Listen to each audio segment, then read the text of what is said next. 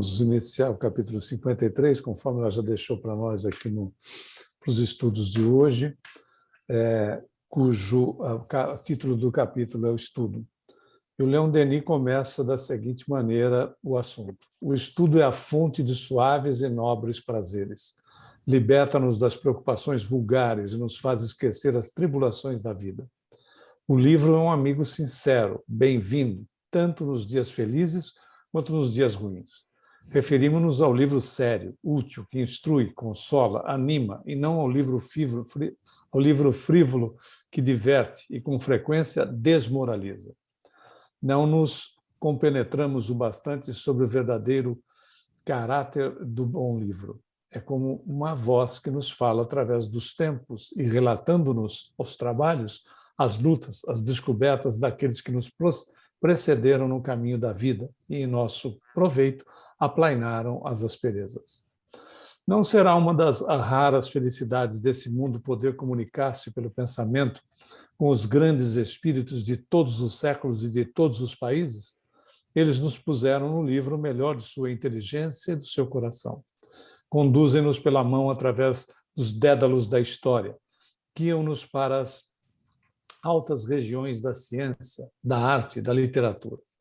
Ao contato dessas obras que constituem os mais preciosos bens da humanidade, compulsando esses arquivos sagrados, sentimos-nos engrandecer, sentimos-nos orgulhosos de pertencer às raças que produziram tais gênios. A irradiação de seu pensamento estende-se sobre nossas almas, reaquece-as, exalta-as. Saibamos escolher bons livros e habituemo-nos a viver no meio deles, em relação constante com os espíritos de escola.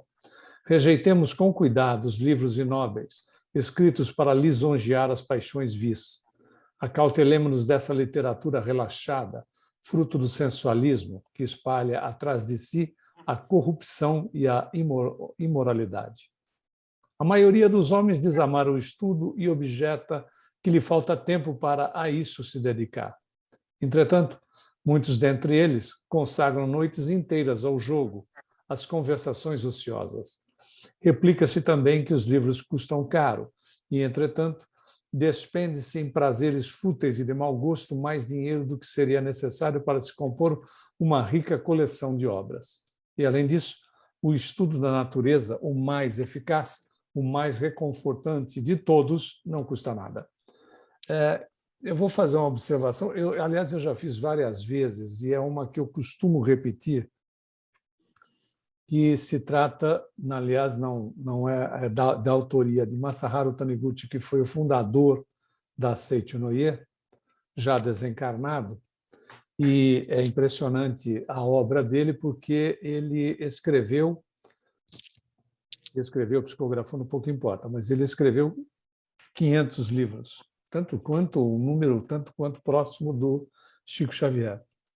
É interessante notar que ele, numa das obras que eu li a respeito do Seicho no Ie, ele menciona essa questão da leitura, do estudo. Ele diz assim, se você ler uma página de um livro por dia, não é uma folha, porque uma folha é frente e verso.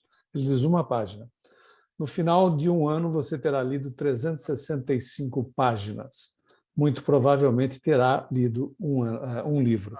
Se você viver mais, né? Aí depende da faixa etária de cada um, 20, 30, 40, 50 anos, até mais, você terá lido mais 50 livros e terá se instruído.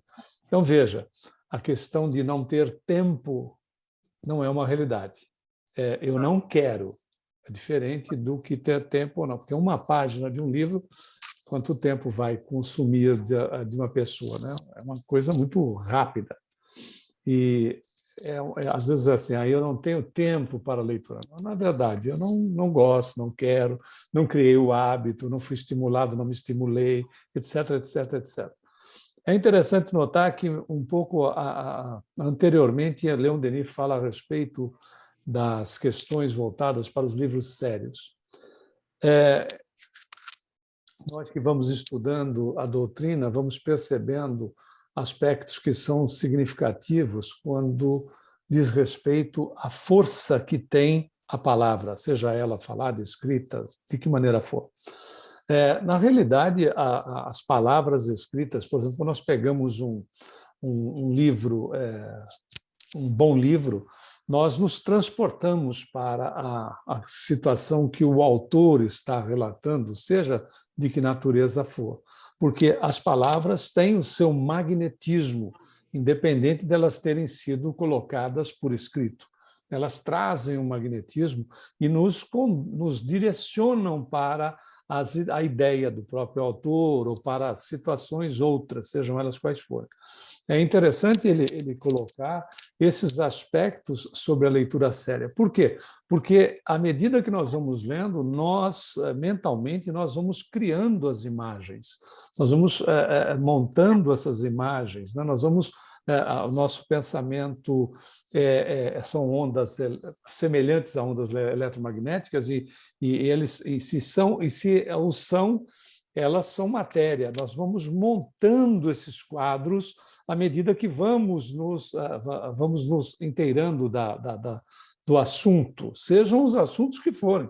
Eles são montados literalmente. Nós acabamos montando ao nosso redor aqueles aspectos assim apontados, narrados pelo autor ou autores ou autora, seja lá quem for, e por isso a observação de Leon Denis sobre as leituras que sejam edificantes, porque essas imagens que são construídas pelas leituras que ele chama de inóbeis, né? Pelas leituras desagradáveis, essas imagens ficam registradas em nós e nós vivenciamos elas, e também com elas nós atraímos situações de pessoas, sejam essas pessoas encarnadas ou desencarnadas. Tem mais alguém, não? Humberto, isso também se refere a outros veículos, né? Porque no tempo dele não tinha televisão ainda, não tinha cinema. Você fez... Muito boa observação sua. Por exemplo, visual ainda é pior, eu acho. Se você assiste um filme violento, né, por exemplo, à noite, e vai dormir, no desdobramento que nós fazemos natural através do sono, a gente vai para onde? Né? Direto para o umbral, porque são situações, às vezes, esses filmes de terror, filmes de violência, que o sujeito termina o filme, porque senão o cara vai matar o cameraman também, porque mata todo mundo, só tem que terminar o filme uma hora, né? Porque se o cameraman continuar, ele mata uma cameraman também. Às vezes, filmes de terror, né? Aquelas coisas horrorosas, e o indivíduo tá vivenciando aquilo é energia. Né? E o seu campo mental está impregnado daquilo. Sai do corpo, vai ver o quê? Vai ver isso. Né? Vai vivenciar essa realidade que nos impressiona fortemente. Pode ser no livro, seja o veículo que for, né? Que nos impressiona de tal maneira que a gente vivencia aquilo, se envolvendo com espíritos que são, claro, naturalmente complicados, né? Que gostam, que fazem sintonia com aquilo que a gente está escolhendo. Muito natural isso. A lei de sintonia, porque se é uma coisa boa, né, um clássico, um filme muito bom, ninguém vai querer ver. Está todo mundo na madrugada procurando, cadê? Aí quando a gente abre aquela porta ali, pronto, a casa enche de espectador, e você já não... Depois, puxa, não dormi direito. Também aquele filme que eu assisti, mas não foi só o filme. Todas as energias que se agregaram a mim. É verdade. Imagina, seja no livro, seja numa revista. Na verdade, a gente tem que, e ele fala claramente aqui, a gente tem que aprender a escolher, né? Começar a ver o que é importante para nós, né? E fazer uso da nossa liberdade de escolha. É muito interessante o Leon Denis fazer essa observação. Aliás, essa questão do estudo, se nós formos olhar, foi a base da casa máter do Espiritismo, que é a Sociedade Parisiense de Estudos Espíritas, que foi fundado por Allan Kardec, né?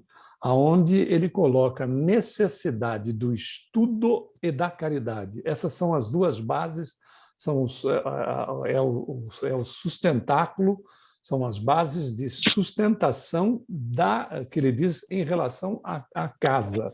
O estudo, porque a caridade exige discernimento, e obviamente, a ação, né? O estudo para ampliar o nível do conhecimento de si mesmo, né? Então, ampliarmos o autoconhecimento, e, ao mesmo tempo, o exercício, né, da caridade, do amor em ação, obviamente sustentado pelo processo do esclarecimento, porque, como dissemos, na caridade exige discernimento, senão a gente começa a criar parasita. E é interessante porque são as duas bases que sustentavam a primeira casa espírita que se tem conhecimento no mundo, que foi a Sociedade Parisiense de Estudos Espíritas, fundada pelo próprio codificador, né? E que ressaltava esses dois aspectos em relação à sustentação de uma casa. Olha que interessante, né, para nós. É por isso que a gente vê todas as casas que buscam um trabalho de sustentação, como é o caso do KSSF, o estímulo ao estudo e o estímulo à ação, ao trabalho, né? O movimento das energias nossas em favor do próximo. Isso é de fundamental importância, que é o que o Leon Denis salienta aqui em relação, obviamente, ao estudo, dado que o capítulo é sobre estudo. Não, inclusive, se não tivesse a procura a esse crescimento, né, intelectual, para poder o discernimento ficar aprimorado, vamos também viver aquela caridade achando que somos os bonzinhos e os outros são os pobrezinhos ou incompetentes, e etc. Né? A gente não se coloca com o espírito fraterno de troca, né? É a via de mão dupla, a caridade. Né? Eu estou dando, mas recebendo de volta aquilo que vai me nutrir como pessoa, né? A gratidão do outro, até o ensinamento da divisão para que o outro aprenda, e eu também reforce. Quer dizer, é mútuo, é um processo mútuo, mas isso a gente só compreende quando se instrui sobre a matéria, senão não se aprimora moralmente, vai sempre se achar melhor do que o outro, né? Muito bem observado. É aquela história, você acabou de dizer, né, de boas intenções, o inferno está cheio, o cemitério também, né? É ótimo ter boa intenção, mas é importante saber como canalizar, né? Como canalizar isso. O estudo traz exatamente esses aspectos, né? De a gente canalizar nossas energias, nossos esforços com coerência, né? Porque senão a gente vai auxiliar obras, por vezes, com resultados equivocados, né? Ou então até mesmo, como dissemos agora há pouco, criarmos processos parasitários, porque a caridade efetiva é aquela que dignifica a pessoa, né? Fazendo com que a pessoa... Né? Exatamente, exatamente. Tanto é que a gente vê, né, que Jesus, quando faz o trabalho efetivo da caridade, ele assiste a pessoa, até porque a pessoa precisa ser assistida, se fosse de que natureza fosse essa assistência, mas depois ele faz caridade, porque ele dá instrução, ele dá orientação, né? Ele dá rumo para a pessoa, ele dá norte, ele coloca luz no caminho da pessoa. Agora, se a pessoa quer seguir ou não, é problema dela, né? Mas ele não deixa um processo parasitário. Tanto é que é uma verdade que ele desencarna, porque se ele não desencarnasse, o pessoal ia ficar grudado nele, né? Ninguém ia conseguir por si só se alavancar, né? Então, porque seria muito mais confortável ter Jesus junto em tempo integral, né? Então, tem um tempo limitado. Ele sai do planeta e o pessoal tem que tocar o cristianismo, cada um com a sua força, cada um com o seu momento. Pouco importa se é melhor do que o outro. Isso não adianta. Cada um fez o seu trabalho, porque senão ia ficar um processo parasitário nele, todo mundo grudado nele, né? E o que exatamente não é o que a história nos trouxe e exatamente os ensinamentos dele. Lá na Mansão do Caminho e outros centros espíritas, pelo menos lá de Salvador, mas eu acho que isso é geral no Brasil e aqui, né? Eu via lá isso muito, porque era muita gente, até pessoas da rua, que moram na rua, iam naquele momento, né, do dia para poder tomar café da manhã, depois voltava para almoçar, depois voltava para jantar. Mas quando as pessoas chegavam, antes de qualquer coisa, tinham que tomar banho, né? Ver se precisava cortar cabelo, escovar dente, fazer o asseio, tomar o alimento e depois ir assistir uma palestra, uma aula, alguma coisa que era promovida para eles naquele horário. Voltou a mesma coisa. Come, se higieniza e ouve mais, porque para irem, né, também nutrindo a parte intelectual, porque senão chega, pede, sai, fica aquela coisa vazia só para alimentar o corpo, mas não deixa nada no espírito para ele refletir, para poder ele pensar um pouco, né? Então, isso é necessário ser feito isso. Aqui a gente não tem como fazer assim, não tem os morros para subir, não tem os mendigos na nossa porta, mas é melhor ainda. Somos todos nós que chegamos ao centro espírita, mas o passe sempre vai ser depois da palestra, né? A nossa fluidoterapia, aos domingos, no dia 22, vai ganhar um curso fundamental do Espiritismo para ir nos nutrindo após a, a, essa doação e essa absorção de fluidos, né? A gente precisa de um momento para poder deixar aquilo realmente fazer ter raiz dentro de si. Senão você entra e sai, vira uma coisa que...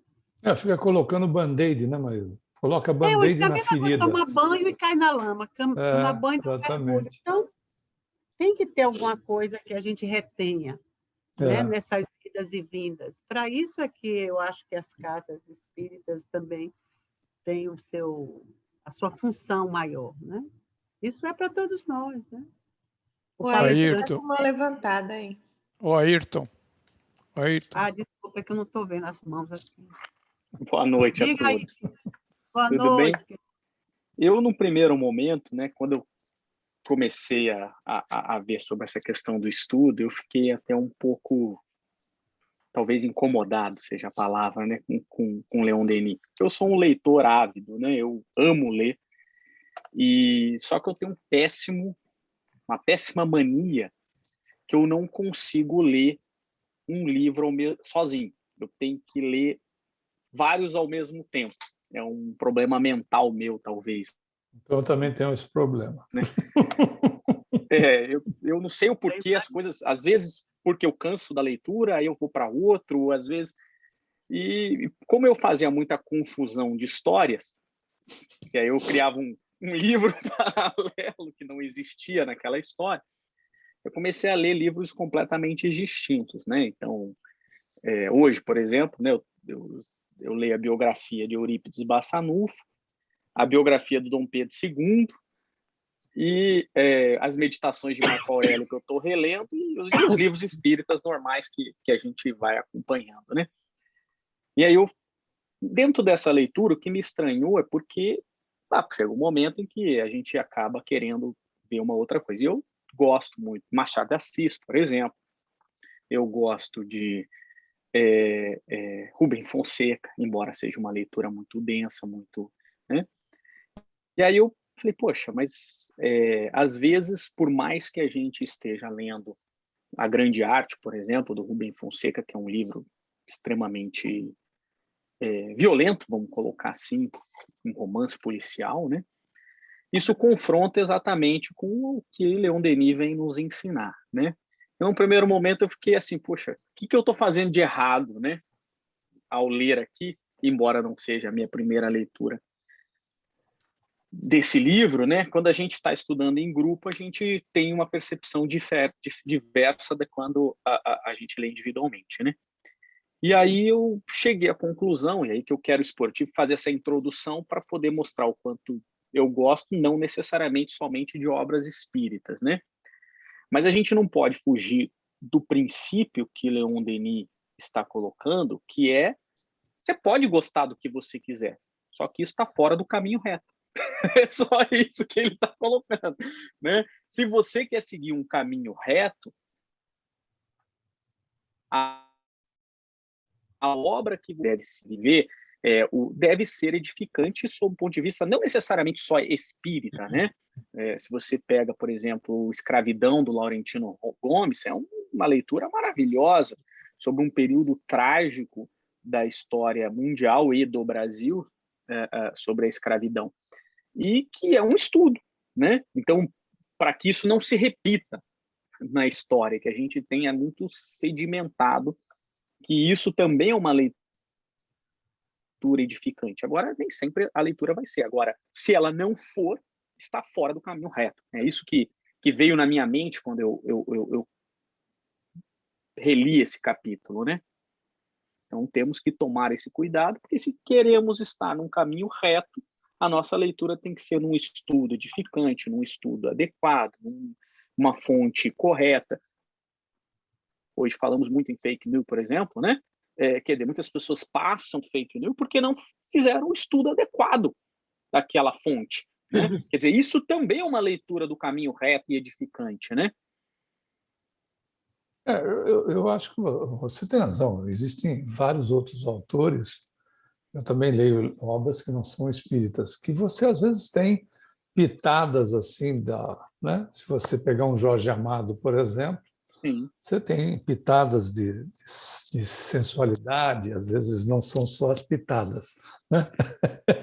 Enfim, o ponto mas são autores que não levam você a um processo, né, que ele coloca aqui, que, além de ser perda de tempo, é algo que não é construtivo sob aspecto nenhum. É isso que eu entendo a respeito do que o Denis está dizendo.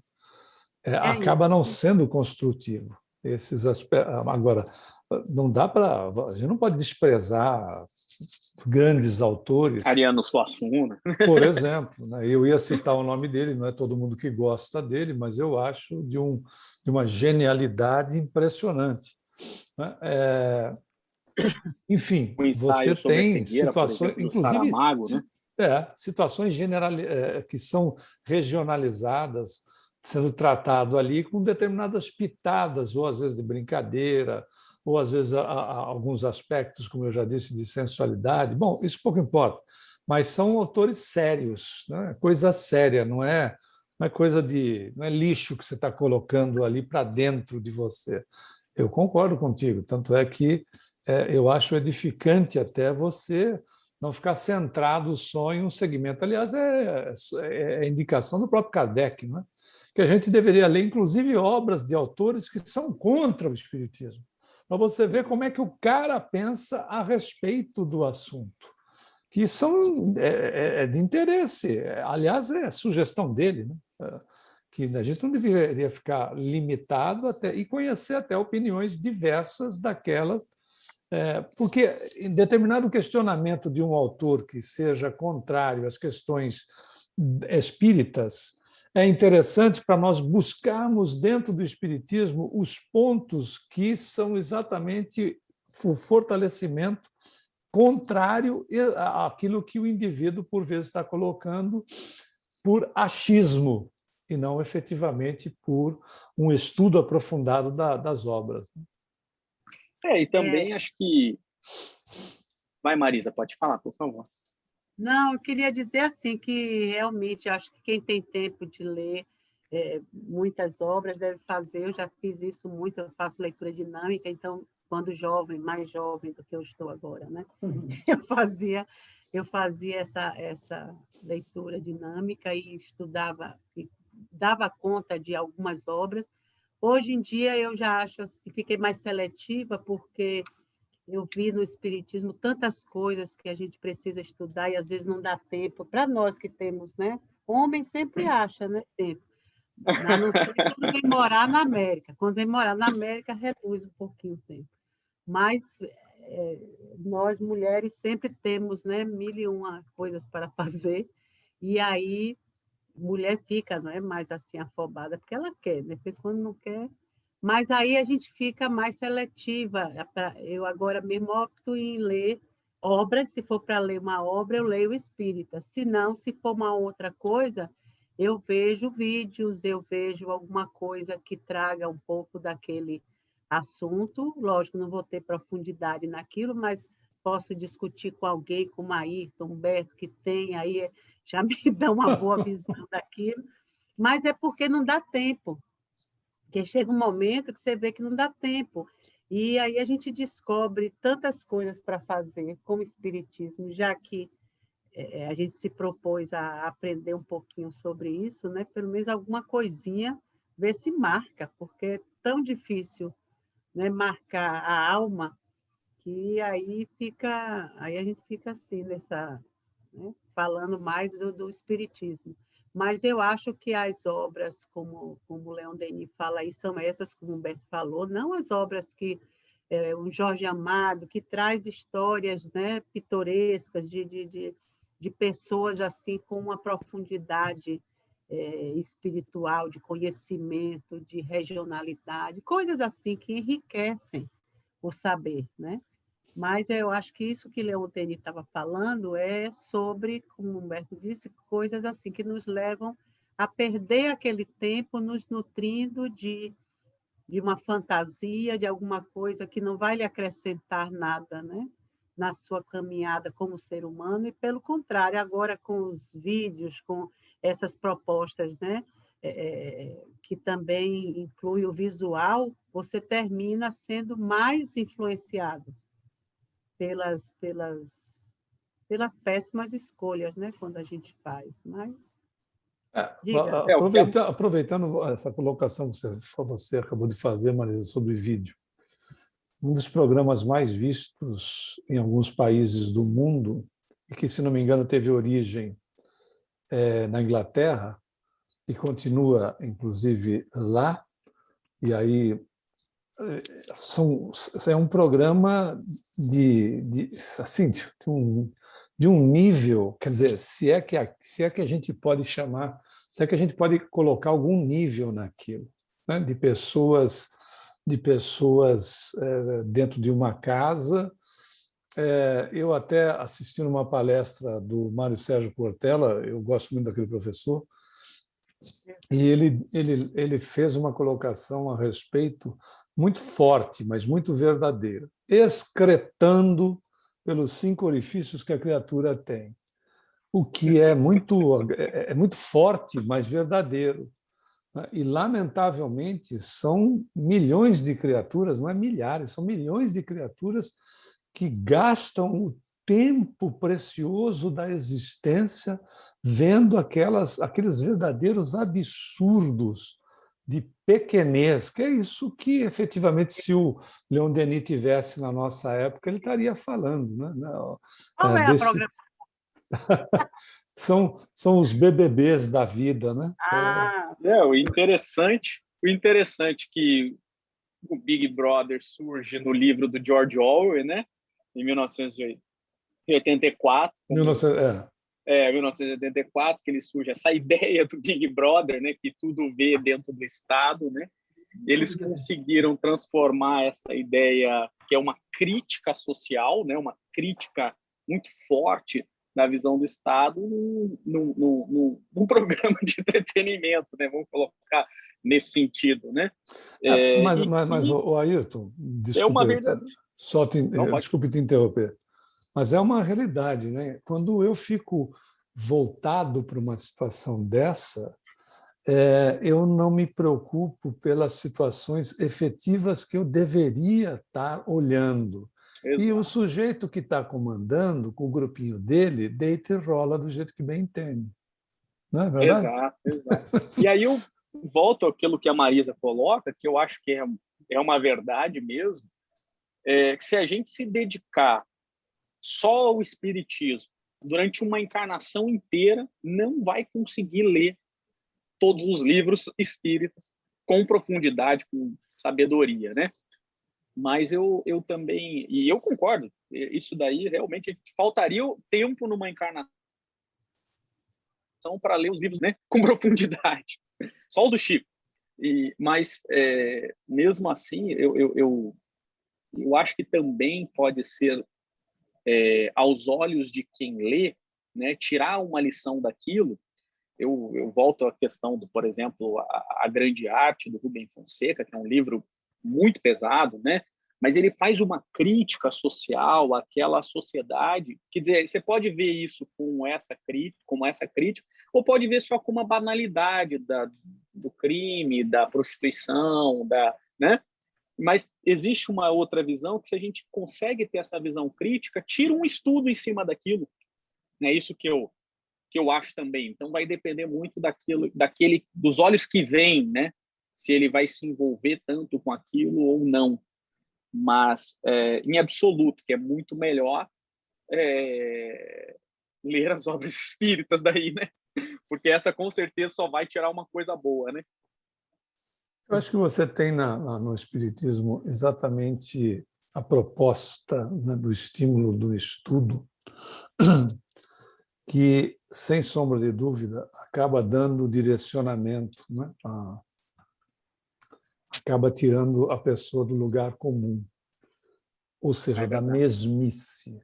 Né? Da mesmice, e é uma mesmice reencarnatória, né? Porque a mesmice continua. Se o indivíduo é desinteressado pelos aspectos da vida, né? Da vida de corpo físico, da vida, né? Como espírito, ele é desinteressado na encarnação, ele desencarna, continua sendo desinteressado, reencarna, continua sendo desinteressado, e o processo da evolução vai se dando, né, a conta-gotas, quando ele poderia ter um escopo mais acentuado, né, não em doses homeopáticas, que é um processo, aliás, o estudo tira o indivíduo do automatismo reencarnatório.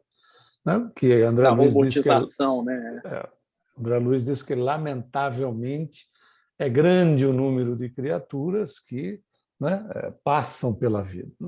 Emmanuel é mais específico, dizendo que saem do berço e vão para o túmulo, saem do túmulo e vão para o berço, sem ter a menor noção do que esteja acontecendo. Esse é o processo do mecanismo automatizado da reencarnação.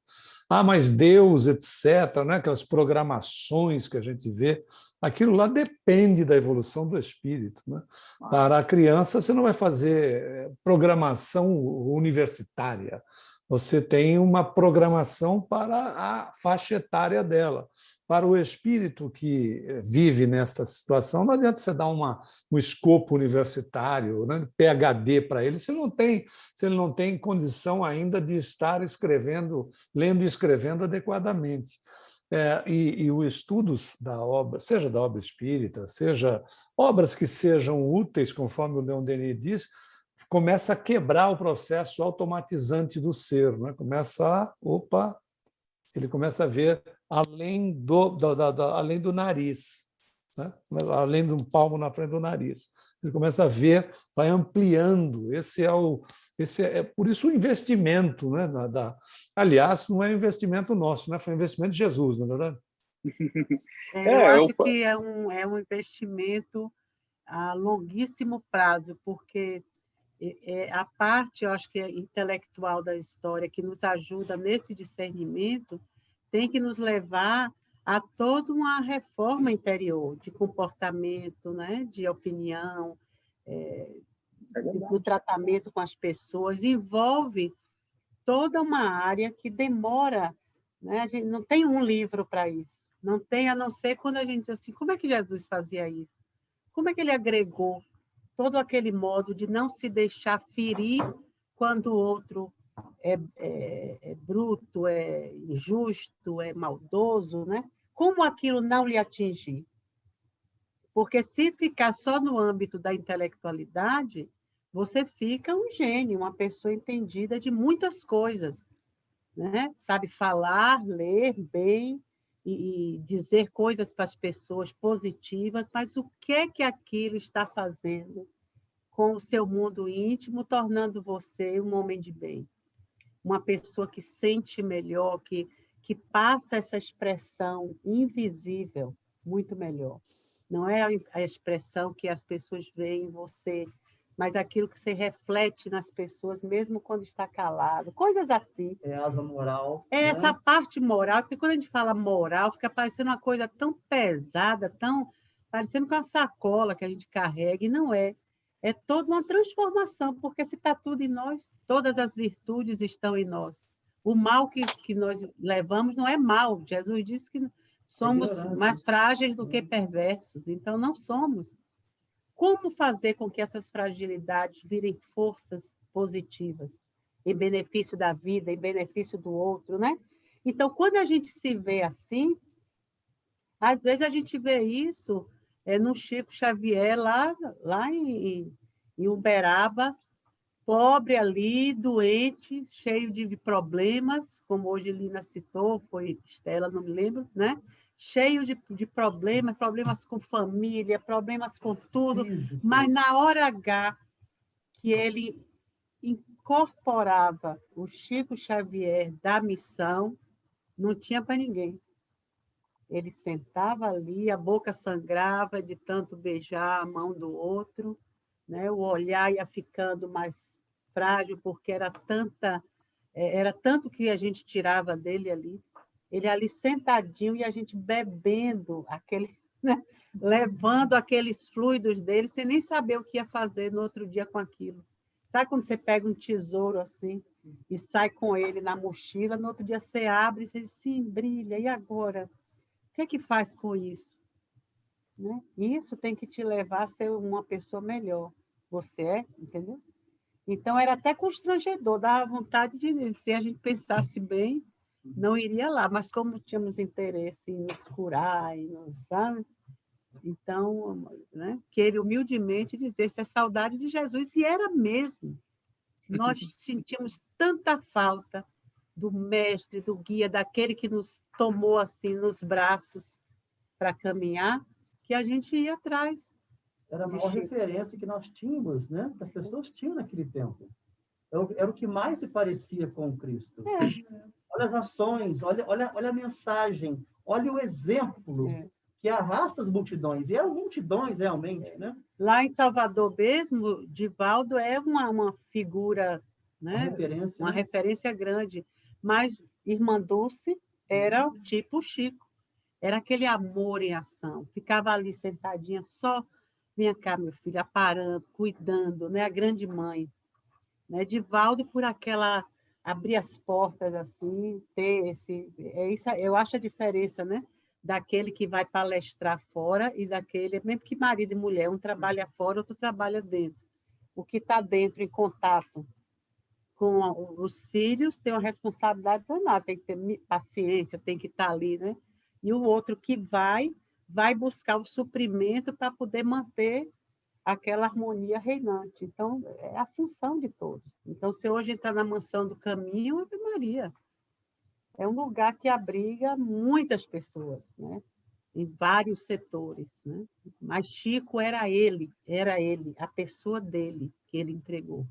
Acho isso fantástico, né?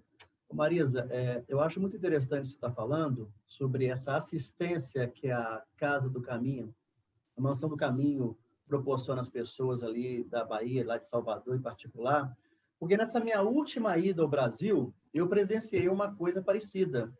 Uma amiga nossa da Casa Espírita, que vai até uma área determinada lá de Ipatinga, lá em Minas Gerais, e ela leva comida, ela leva roupa, ela arruma barbeiros para cortar o cabelo, e no final eles fazem o evangelho. Mas eu acho que o mais interessante é que essa pessoa, ela levava muita paulada. As críticas eram absolutamente assim, sem fim a respeito do trabalho que ela fazia. Então, numa conversa em particular, eu achei isso muito interessante e tem a ver com esse título, que é do estudo. Ela fala, realmente, eu levo comida, realmente eu peço mantimentos para essas pessoas. Eu recolho roupas, itens de higiene pessoal, eu levo para lá. Vocês querem chamar isso de assistencialismo? Tudo bem. Mas, no final, nós fazemos o evangelho. E o relato que eu tenho dessas pessoas é que muitas delas nunca, até aquele presente momento, tinha ouvido falar do que era o Evangelho, sobre as passagens de Jesus, sobre os exemplos, sobre as parábolas, consolo, né? sobre o consolo que ele poderia trazer. E ela começou a nos relatar isso em lágrimas, das pessoas que ela tinha conseguido tirar do vício, do crack, do álcool, das drogas, da prostituição. Então, o que eu digo é o seguinte: as pessoas que criticavam ela, nenhuma delas tem uma obra dessa. Nenhuma. Então, esse estudo, vou colocar aqui entre parênteses, esse assistencialismo, de repente, essas pessoas é uma luz na escuridão delas. Ela falou, olha, muitos vão passar por aqui, muitos vão morrer de overdose, eu sei disso, muitos vão adquirir AIDS, outras doenças, mas tem alguns que estão criando forças para saírem dessa vida. E isso me fortalece. Esse foi o relato dela. É aquele minuto de estudo naquela noite. Entendeu? Não, e então, numa assim, crise como disso. é no Brasil, alguém tem que alimentar alguém, entendeu? Senão... Como que você vai cruzar os braços? Como? Agora é assim, alimenta o corpo e dá uma surra de Bíblia. Eu Exatamente. apoio totalmente. Que às vezes o que aquela pessoa precisa no final é aquela surra de Bíblia, aquilo vai modificar ela interiormente, aos poucos, é assim mesmo, é o que se pode fazer. E a beleza disso é que ela fala que, não, eu é que preciso disso. Eu sou a maior necessitada disso. Ou seja, ela está na casa espírita, ela pertence ao movimento espírita, ela tem esse conhecimento, lê grandes livros, porque não adiantaria nada, né? Eu vou te citar aqui 1 bilhão de livros que eu li, mas se eu não coloquei aquilo em prática, se eu não me modifiquei, não adianta nada. Não, é bom, é bom ter a cultura, mas tem que ver que aquilo marque. É a asa do conhecimento. O que é que isso está me marcando? O que é que na outra encarnação eu vou dizer assim, puxa vida, hoje eu faço isso, fruto aquilo. Lógico, a gente não perde nada. Tudo que é bom, conhecimento de uma maneira geral, ele é proveitoso. Lógico. Você vê que o que Leon Denis fala aqui é a busca de leituras fúteis, de que você perde tempo. Imagine, você pega um estudo desse para a gente fazer, a gente leva 1 ano fazendo, ou mais, né? E fazendo assim um estudo, alguma coisa vai ficar a mais do que se a gente estivesse em casa lendo sozinho. Com certeza. Mas não quer dizer que aí pronto, aí eu já me dou por satisfeito. Bom, já fiz isso, aí tá ok, pronto. Não. Já sei tudo. Não é como... Ó, Ayrton aí, lê não sei quantas obras, tem a leitura dinâmica, faça. Leia mais de uma, que a depender de como você venha na próxima, às vezes é isso que vai restar para que você se mova aqui. Exatamente. É o conhecimento e o que ele fez com você interiormente.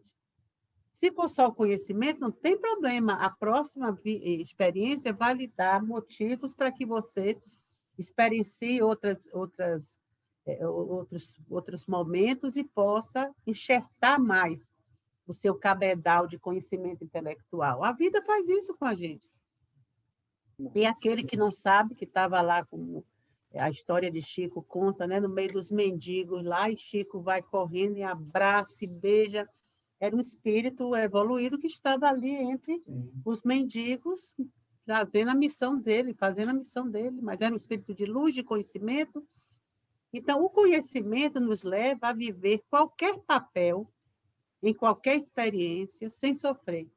Tanto faz estar no palácio como na choupana, você vai olhar a vida de frente. O que é que eu posso fazer por mim, pelos meus? Isso é que é você ir com a balança igual. Mas se a gente está bem na vida e tem tudo ótimo, aproveita essa, que na próxima vai vir o teste. Viu aí? Eu acho que você tocou num ponto muito importante, né, Marisa? O espiritismo, como o cristianismo, eu acho que ele é um convite a que a gente saia da mediocridade, né? Mediocridade, às vezes, é uma palavra mal interpretada, né? Medíocre é aquele que é médio, a média, mediano, né? Então, sair da mediocridade é sair da média de pessoas, né? Isso, talvez o cristianismo ele queira melhorar essa média, mas, por enquanto, ele é um convite para que a gente saia dessa mediocridade, mas não intelectual somente, né? Eu acho que esse é o ponto que a Marisa coloca. Não só intelectual. O intelectual, a gente pode ser um grande sábio, né? Mas mais do que um grande sábio, ele foi um grande agente, né? Ele agiu acima de tudo. Então, ele não falou sobre o amor, ele falou, mas ele praticou o amor, mais do que somente falar, né? Eu acho que antes dele, para a filosofia, ele já mandou Sócrates, que, segundo Chico, é um dos seus ministros, né? Mas o objetivo do cristianismo e do espiritismo não seria diferente, é nos despertar para sairmos da mediocridade, não somente intelectual, mas sobre ação. De fato, agir em Cristo, né? Eu gostei dessa colocação sua. Quer dizer, são as pessoas mornas, não é quente nem frio, não tem nada pior do que o morno, né? É aquele em cima do muro. Mas acho que Emmanuel tem uma frase muito interessante. Ele diz: não adianta você falar de evangelho para quem tem o estômago vazio. E é óbvio, não é? É óbvio. Você vai... Aliás, acho que melhor que, sem qualquer comparação, mas Jesus mostra muito bem isso na passagem da mulher apanhada em adultério. Porque ele usa de três pontos, de três aspectos importantes acontecem ali naquele evento. Primeiro, o processo assistencial, porque ela ia ser lapidada em praça pública. Não adianta você ficar discutindo, né, discutindo. Tinha um processo assistencial, tirá-la do risco de morte, porque ela ia ser apedrejada. Então, você tem um processo assistencial ali, que não é assistencialismo. Não dá, é o Emmanuel, não dá para você ficar falando de evangelho para quem tem o estômago vazio. O cara não registra absolutamente nada, porque a fome dói. Né? Dói de tal maneira que a oxigenação maior é na região do estômago e você tem uns leques no cérebro. Isso a gente já sabe, graças a Deus, cientificamente como acontece. Né? Muito bem. No segundo momento, ele usa de misericórdia, quando ele pergunta para ela: onde é que estão aqueles que te condenavam, mulher? Ela diz: Senhor, todos se foram. Ele usa de misericórdia. É a posição do indivíduo que pode se colocar no lugar do outro. Né? Nem tampouco eu te condeno. Né? É misericórdia. Né? Porque o ser humano é frágil, como lembrando a Marisa, lembrando Jesus em relação a esse ponto. E aí depois ele faz um trabalho de educação, que era a postura dele como mestre. Veja, as coisas estão juntas. Vá e não erres mais. Isso é caridade. Né? É dar norte, luz, etc. Faz o processo assistencial, age com misericórdia e depois caridade no sentido de dar norte para a pessoa, dar direcionamento para a pessoa. Então, as coisas não estão em separado, né? Por isso que Kardec, nós citamos lá Kardec sobre a posição da Sociedade Parisiense de Estudos Espíritas, né? Estudo e caridade. Então, não está em separado, não adianta só um lado e do outro. Tudo bem. Obviamente, até mesmo os espíritos dizem que a intelectualização vai acontecer, via de regra, no nosso nível evolutivo, acaba acontecendo primeiro do que o desenvolvimento pleno do amor. Mas chega um determinado momento que as duas asas se equilibram. O duro é quando você não tem nada. Né? Não tem nada, não tem interesse, não quer saber. Ficar louco aqui não pode. Não tem amor, não tem nada. Louco não pode. Não quer saber. Tipo assim, são os que passam pela vida, né? E não vivem. Por isso que é a condição da reencarnação automatizada. O indivíduo passa pela vida. Aliás, o André Luiz fala a respeito disso no Sexo e Destino. Nascer, crescer, reproduzir-se, cuidar das crianças e morrer, até aí chegam os nossos irmãos animais irracionais, que nascem, crescem, reproduzem-se, cuidam das crias e morrem. Não fizeram mais do que obrigação. né? Porque é da obrigação da natureza, é instintivo. Isso, se o ser humano fica nisso e acha que está bom, são as reencarnações ditas automatizadas, né? Ou seja, passou pela vida fazendo aquilo que o irracional também faz, num automatismo completo, né? Pura e simplesmente. Ah, não, mas eu cuidei dos filhos. Bom, você fez mais com a sua obrigação. Se você gerou, né, não fez mais a obrigação de dar de encaminhamento, de dar aquilo que é necessário no padrão onde a criatura se encontra, né? No padrão hominal. Ora, se tivesse que aprender a caçar, etc., é isso que você ia fazer. Ponto. Né? Mas é o básico. E esses aspectos que, lamentavelmente, não é grande o número ainda das pessoas que passam, pura e simplesmente por... E quando alertadas, por vezes, a respeito de que a vida não se resume no automatismo, dizem, até mesmo, às vezes a gente encontra, isso aí eu vou deixar para a próxima reencarnação. O grande problema é o seguinte, né? A próxima vai trazer as experiências, mas é aquela história, a oportunidade perdida nunca volta. Ela volta sim, mas não do mesmo jeito. Nunca é mais da mesma maneira.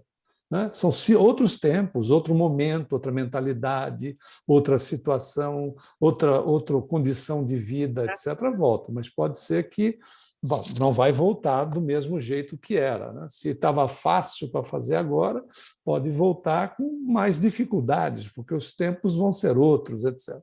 É isso que é interessante no despertamento que traz o Espiritismo, que nada mais é do que cristianismo redivivo. Né? Desperta-nos para a realidade daquilo que nós somos, espíritos, né? Que estamos estagiando no planeta e que precisamos tirar o maior proveito desse estágio para a gente ir se capacitando a outros melhores, né? E aí não é melhor em condição financeira, ou seja, essa ou aquela, é uma questão efetivamente de espírito. É por isso, Humberto, que eu acho que nessa existência, aqui nessa vida que nós estamos espíritas, né? E aprendendo e se colocando mais frente ao Evangelho de uma forma a conhecer mesmo essas mensagens de Jesus, por que ele fez isso, por que ele fez aquilo. Então, é assim que a gente vai dando sentido ao servir com Jesus, a amar o próximo, ame a você mesmo, a Deus e ao próximo, fazendo essa coisa funcionar em nós, fazendo isso com as pessoas, como Jesus fazia, né? Que a gente pergunta. Jesus acolhia, Jesus era misericordioso, ou seja, cuidava, era caridoso, e depois instruía, né? Quando ele instruía, ele dava o quê? O imperativo. Vá e não peques mais. Né? Que eu adoro isso que Emmanuel chama, que é um imperativo renovador. Os imperativos de Jesus renovam a alma. Então, quando a gente faz isso com o outro, porque se você está no centro, você dá passo, você faz um atendimento fraterno, você conversa com alguém, é necessário fazer isso. Dar esse imperativo educativo. Sim. Olha, fulano, você quer? Vá, mas não faça mais isso que você está fazendo. Olha, mude o sentido da sua vida. Olha, se você for por aqui, não é melhor? A gente não está como Jesus já enfiando, né? Porque Jesus dava o imperativo, mas da boca dele saía flores, saía estímulo, saía vibrações de vida. E, às vezes, quando você vai fazer isso com o filho, com a pessoa que você conhece, que você quer tirar daquele processo, você já vai, né? O vai, não peques mais, já é com chapuletada. Por quê? Porque a gente não tem paciência. Né? Então, quando a gente está no centro, que vê, né, a pessoa desandar ou ver qualquer coisa voltar, a pessoa volta, às vezes, a uma vida antiga, que, puxa, você melhorou tanto, mas agora... Né? E até nós mesmos. Né? A gente estava bem, de repente não está mais. Então, esse vai, não peques mais, vai, faça assim, levanta-te, não entre na cidade. Todos os imperativos, né? Tua fé vai te salvar. Então, isso é voltado para nós. O palestrante é como Humberto disse, fala, mas o primeiro ouvido é o dele que está ali escutando. Então, é uma missão, mas é uma missão que ele está falando para ele também o tempo todo. Então, quando ele diz ao outro, né, tenha esperança, porque Jesus disse, tenha fé, a gente está ouvindo, a gente está buscando criar e despertar esse amor em nós, que não é fácil, né? Então, a gente tem que... A gente tem que ter esse olhar para nós e para o outro, principalmente quando o outro é o caído, principalmente quando o outro é o faminto e sujo, e a gente está dando a esmola, né? A gente está dando o alimento que nos sobra, o que nos resta, a roupa. A gente tem que ter esse olhar. Eu estou com ele nesse processo, por isso que tem que ser uma via de mão dupla, porque nós não sabemos ainda fazer essa caridade mútua, que realmente me marque. Isso que eu estou dando a fulano está me marcando profundamente, porque me nutre. Eu estar com essa pessoa que eu sinto que está receptiva no que eu falo, isso nutre a minha alma, né? Enche a minha... É como se o outro estivesse me dando um passe. Né, menina? É legal isso. É uma coisa de louco, assim, eu não sei, não. Eu só sei que é assim. Quem é que fala assim? Eu só sei que é assim. Ó, a gente tem 1 minuto, são 9h14. Esse é o Chicó, o Alto da Compadecida. Eu só sei que é assim. Não sei de nada. São 9h14, Marisa. A gente para aqui na Ciência Humana Falível e Variável.